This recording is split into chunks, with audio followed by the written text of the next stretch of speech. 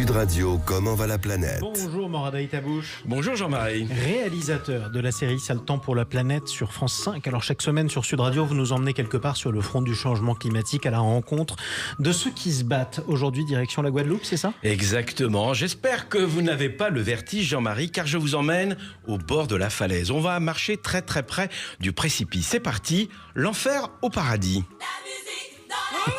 Vous l'avez compris, on est dans les Caraïbes, à Capesterre-Belle-Eau en Guadeloupe. Notre guide, c'est Camille Dognon.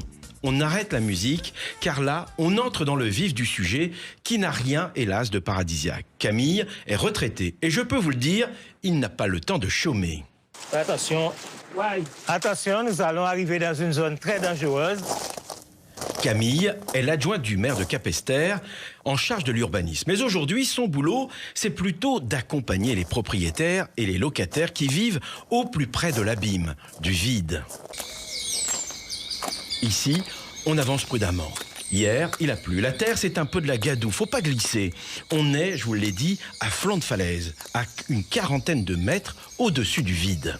On constate que ce sont les racines qui retiennent l'habitation. Donc, c'est très dangereux puisque le soubassement est déjà à nu. Donc, il y a urgence de faire déplacer ces personnes. Urgence, oui, car à chaque tempête, il y a le risque de voir sa maison sombrer 40 mètres plus bas. C'est déjà arrivé.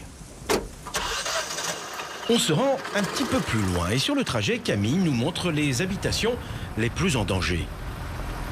Nous sommes sur une maison qui est menacée sur le littoral et qui se trouve sur une presqu'île parce qu'elle est considérée comme protégée. Mais elle fait partie des maisons aussi à déloger. C'est-à-dire qu'on doit reloger ses propriétaires. On arrive devant la maison d'Erika. A priori, depuis la rue, c'est une belle maison et on a du mal à comprendre pourquoi Camille nous emmène là. J'arrive en premier et madame va arriver après moi. Nous nous rendons en fait à l'arrière de la maison et ce que nous découvrons fait froid dans le dos. Pas la vue sur la mer bien sûr, Jean-Marie. Depuis le balcon, elle est exceptionnelle, évidemment. Non, la terrasse, sa terrasse est quasi dans le vide. Drôle d'impression, je vous le garantis. Merci de m'accueillir dans le sous-sol d'une maison qui est au bord du précipice. Camille n'est pas surpris. Il en a vu d'autres, mais en avançant, on se dit que la villa ne tient qu'à un fil. Une tempête, des pluies diluviennes et la maison peut s'effondrer. C'était pas comme ça avant, monsieur. Il y avait des arbres là, il y avait de la terre. C'est pas quelque chose qui est venu comme ça. Erika et sa mère vivent dans cette maison depuis près de 40 ans. Et chaque année, la falaise recule. Ça va continuer. La Guadeloupe, c'est un point entouré d'eau.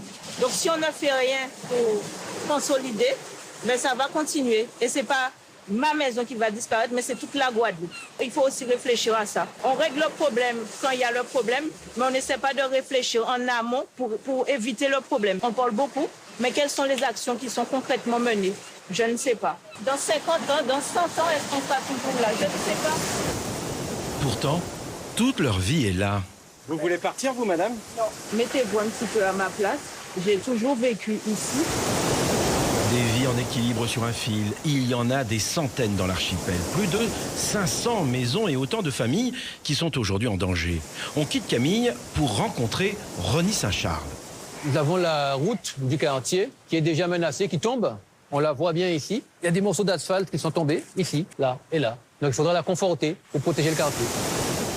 Un travail de Sisyphe, car il faut constamment restaurer cette route. Ronnie Saint-Charles dirige l'agence gouvernementale des 50 pas du roi. Pourquoi ce nom? Facile.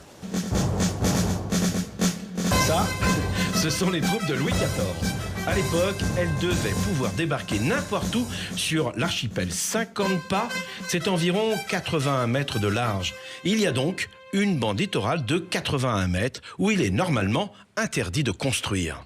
Cette zone a été créée par la colonisation. Elle appartenait au roi pour protéger les colonies et aussi pour permettre à chacun de récupérer des matières premières. Il y a eu une occupation qui a été faite au fil des ans par les populations les plus pauvres, notamment à partir de l'abolition de l'esclavage. Et ils ont fait avec les moyens qu'ils avaient pour se protéger, simplement pour pouvoir s'abriter. Il y aurait des milliers de maisons sur cette bande littorale, la plupart en situation de grand danger. Les populations, qui n'ont pas le choix, investissent les lieux et bâtissent sans permis de construire. Des cabanes qui se transforment au fil du temps en maisons. Mais avec les tempêtes ou les pluies diluviennes, la falaise s'effondre.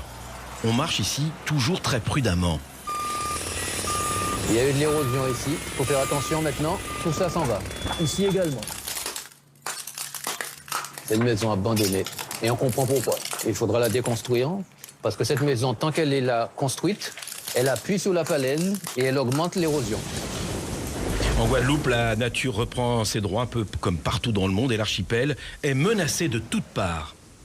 Les risques qui sont les plus importants, c'est la hausse cyclonique, le mouvement de terrain et l'inondation. C'est ça qui est pris en compte. Mais on peut rajouter le volcan, le séisme et les tsunamis. Ça fait beaucoup sur un petit territoire, oui. Mais on y vit depuis de nombreuses années, donc il faut faire preuve de résilience, mais en accompagnant les populations. Comment? Évidemment. Rony Saint-Charles n'a pas de baguette magique et les fonds publics alloués ne sont évidemment pas à la hauteur des enjeux. Nous sommes 30 mètres au-dessus du sol, mais la maison va tomber si jamais on ne gère pas le dossier rapidement avec les politiques publiques. Avec ses équipes, il a déjà répertorié des centaines de maisons en urgence absolue. Nous sommes à 500 bâtiments normalement qui doivent faire l'objet de relocalisation par rapport effectivement à l'exposition des risques naturels que sont la submersion marine, l'inondation et les mouvements de terrain.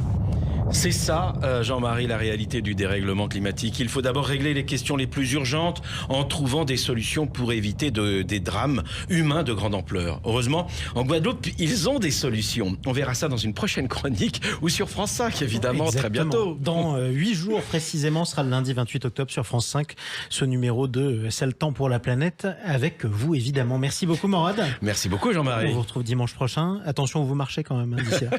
C'est vrai.